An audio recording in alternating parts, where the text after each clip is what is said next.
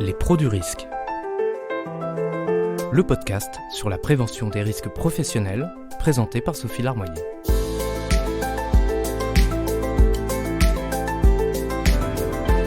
Épisode 2. Quand le hublot te laisse tomber. Une histoire inspirée de faits réels. Peu de personnes savent ce qu'est un lanterneau. Et à vrai dire, Quentin ne le savait pas non plus avant son accident, en mai 2018. Peut-être qu'en entendant ce mot, il a imaginé une petite lanterne ou quelque chose de ce genre. Mais un lanterneau, ce n'est pas ça. Il s'agit d'une sorte de hublot de toit, souvent rectangulaire, qui sert à la ventilation et à l'éclairage. Quentin est originaire de Gironde. Il a 24 ans. Il y a quelques années, il a obtenu avec mention son brevet d'études professionnelles en maintenance des systèmes énergétiques et climatiques. Il est fier de ce diplôme, qui lui a donné confiance en lui. Il a été embauché par l'entreprise qui l'a accueilli en alternance. Quentin enchaîne donc les projets. Il aime ce rythme, le contact avec les clients, se déplacer sur des chantiers différents. Pour tout ça, dans quelques années, c'est sûr, il se mettra à son compte. Au travail, comme dans sa vie personnelle, Quentin accorde une attention particulière à la sécurité et à la prévention des risques. Reconnaître le site et ses contraintes, protéger sur place les personnes et les biens, observer les anomalies éventuelles, réaliser des contrôles, c'est devenu une sorte de mantra. Ses collègues le charrient un peu, mais ils aiment travailler avec lui. C'est un jeune, comme ils disent, mais ils apprécient sa rigueur et son professionnalisme. Ce jour de mai 2018, Quentin intervient sur le toit d'un immeuble collectif. Le bâtiment fait 12 étages et le voilà monté avec 2 collègues pour installer une nouvelle VMC. C'est la partie du travail que Quentin préfère, être à l'air libre et profiter de la vue sur la ville qui s'étale devant lui. L'immeuble date des années 70. Le bailleur a donc entamé une rénovation d'ensemble pour améliorer ses performances énergétiques. Il n'y a pas de manipulation dangereuse en perspective. Tout le matériel a été déposé le matin même sur le toit par une grue. Ils n'ont qu'à installer le système. Qui plus est, tout le chantier est sécurisé. L'accès au toit se fait par un escalier intérieur avec un édicule, un petit abri, directement sur la toiture. Il y a aussi des garde-corps en métal qui ont été installés sur tout le pourtour du toit lors d'un premier chantier de rénovation dans les années 90. Quentin ne va ni porter de charge excessive, ni emprunter des accès dangereux, ni avoir à se pencher dans le vide. Et pourtant, l'accident va arriver. À 10h30, Quentin rebrousse chemin vers l'escalier intérieur qui l'a mené au toit. Il ne s'explique pas pourquoi, mais c'est là qu'il trébuche et tombe sur le lanterneau qui éclaire l'escalier. Le lanterneau cède sous le poids de Quentin et le jeune homme passe au travers. Il ne dit pas qu'il a vu toute sa vie défiler, ni aucun des clichés du genre. Il se souvient juste avoir eu très peur, sentir son cœur battre à 100 à l'heure, les frissons et le froid. Ses collègues sur le toit sont terrifiés. Ils ont entendu les bruits, celui du lanterneau qui cède, puis celui plus sourd de la chute de Quentin. Ils se précipitent vers l'ouverture, craignant le pire en se penchant au-dessus du puits de lumière. C'est un soulagement. Quentin se trouve seulement 3 mètres plus bas. Il est tombé les bras en avant sur le palier juste en dessous. Dans son malheur, il a eu de la chance. Le lanterneau ne donnait pas sur le centre de la cage d'escalier. Il était décalé. Le jeune homme s'en sort avec une sacrée frayeur et une fracture du poignet.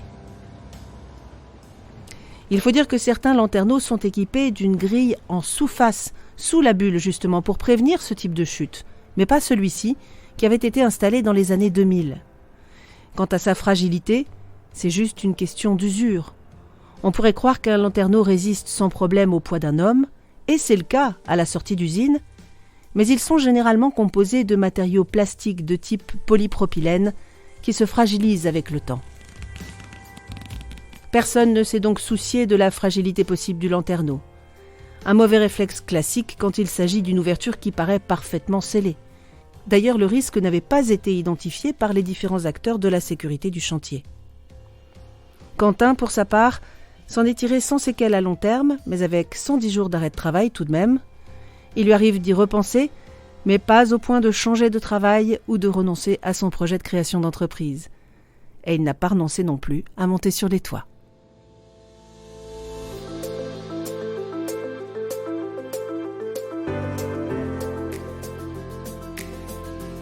Le travail en hauteur, qu'il soit fréquent ou occasionnel, présente toujours un risque important de chute. Les professionnels du BTP y sont particulièrement exposés au quotidien.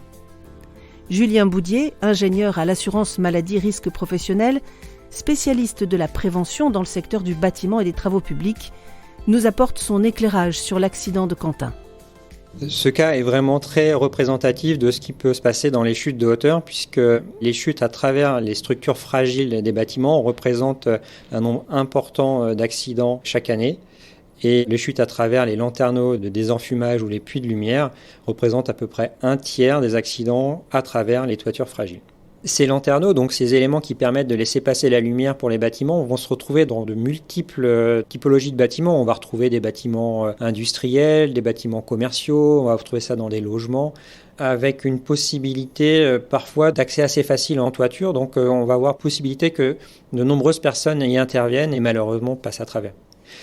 On a bien entendu toutes les personnes qui interviennent dans le milieu professionnel du bâtiment et des travaux publics, notamment les couvreurs, les charpentiers, les personnes qui font l'étanchéité des maisons. Mais on va retrouver aussi tout un tas de métiers comme les personnes qui vont faire le nettoyage en toiture, ceux qui installent les enseignes. On va même voir des personnes qui ne sont pas liées au travail, puisqu'on a eu à dénombrer des accidents en lien avec la vie privée, avec des enfants qui sont passés à travers en allant chercher leur ballon. Donc vraiment, toutes les personnes peuvent être exposées un jour à ce risque de passer à travers un puits de lumière, un lanterneau de désenfumage par exemple. Il y a beaucoup d'accidents à travers ces lanterneaux parce qu'ils donnent une impression de solidité, puisque c'est des éléments transparents, translucides pour laisser passer la lumière. Et on ne s'aperçoit pas au premier regard qu'ils peuvent être fragiles, puisqu'ils ont le même état quasiment à la sortie d'usine que 10 ou 30 ans après.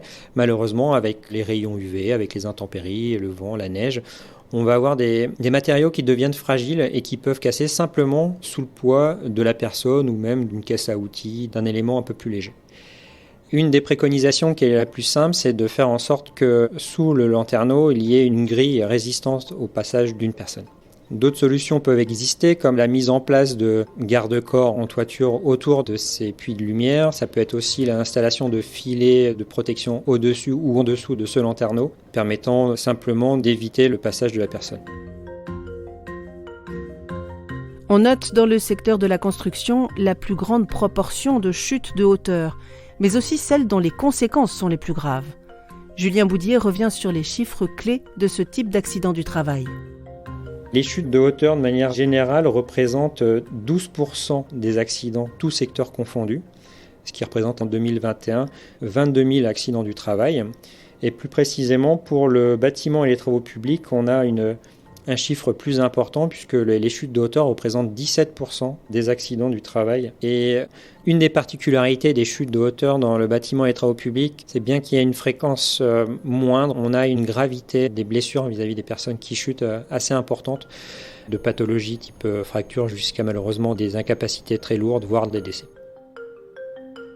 Il faut savoir que les chutes de hauteur, c'est dès lors qu'on a une dénivellation importante. On peut imaginer la hauteur d'un étage de bâtiment, mais ça peut être aussi depuis une plateforme non sécurisée à 1,50 m. C'est déjà malheureusement suffisant pour avoir des accidents.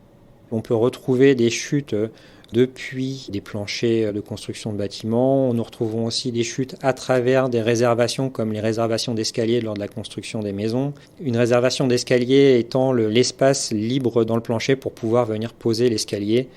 On va retrouver de nombreuses chutes au niveau des tranchées, donc des trous réalisés dans le cadre des chantiers, qui sont source de beaucoup d'accidents chaque année. Le risque humain est important, avec des conséquences financières et d'organisation pour les entreprises de ses salariés. Pour l'entreprise, au-delà du coût humain, ce sont aussi des coûts financiers, puisque les accidents du travail liés aux chutes de hauteur sont impactants d'un point de vue financier pour l'indemnisation des nombres de journées perdues. Par exemple, en 2021, 1 million de journées de travail ont été indemnisées. Il y a bien entendu aussi le coût lié à la réparation. Et à ces coûts, on peut rajouter tous les coûts liés à la désorganisation de l'entreprise, au temps perdu pour les démarches administratives à faire, pour pouvoir embaucher une nouvelle personne. On peut aussi avoir des pertes de rendement, puisque les équipes peuvent travailler en nombre réduit. Donc, en plus du coût réel de la réparation, on peut rajouter bon nombre de coûts indirects. Pour éviter ces chutes de hauteur, L'assurance maladie risque professionnel a plusieurs moyens et pistes de travail, notamment une action auprès des donneurs d'ordre, des maîtrises d'ouvrage et plus généralement des concepteurs des bâtiments, puisque nos recommandations, c'est d'intégrer des protections solides et collectives le plus tôt possible dans le projet, puisqu'elles pourront servir déjà à toutes les personnes pouvant intervenir sur le chantier de construction, mais aussi à toutes personnes qui utiliseront le bâtiment et qui feront la maintenance de ce bâtiment. Donc plus tôt la protection est mise, plus elle servira à un grand nombre de personnes. La deuxième piste pour prévenir les risques de chute est un accompagnement de l'assurance maladie et risque professionnel auprès des entreprises pour qu'elles puissent mettre en œuvre des moyens de protection collective pour chaque poste de travail.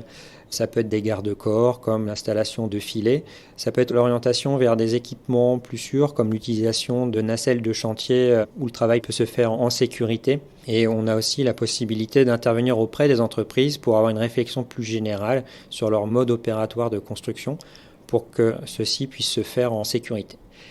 L'assurance maladie risque professionnel met en place des aides financières à destination des entreprises pour les accompagner dans l'achat d'équipements qui permet de diminuer le risque de chute de hauteur.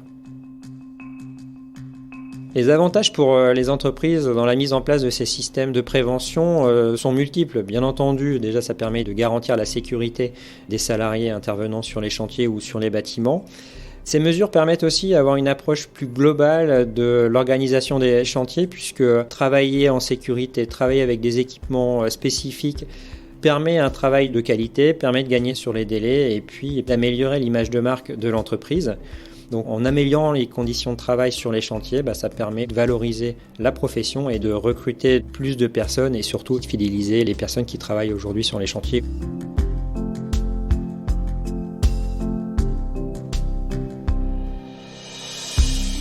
C'est la fin de cet épisode des Pros du risque. Merci à Julien Boudier, ingénieur à l'assurance maladie risque professionnel. Si vous avez aimé ce podcast, n'hésitez pas à le partager et à laisser un avis. Et si vous avez des idées de sujets que vous souhaiteriez que nous abordions dans les Pros du risque, dites-le nous en commentaire ou bien sur les réseaux sociaux de l'assurance maladie risque professionnel. À bientôt pour un nouvel épisode. Les Pros du risque. L'assurance maladie risque professionnel.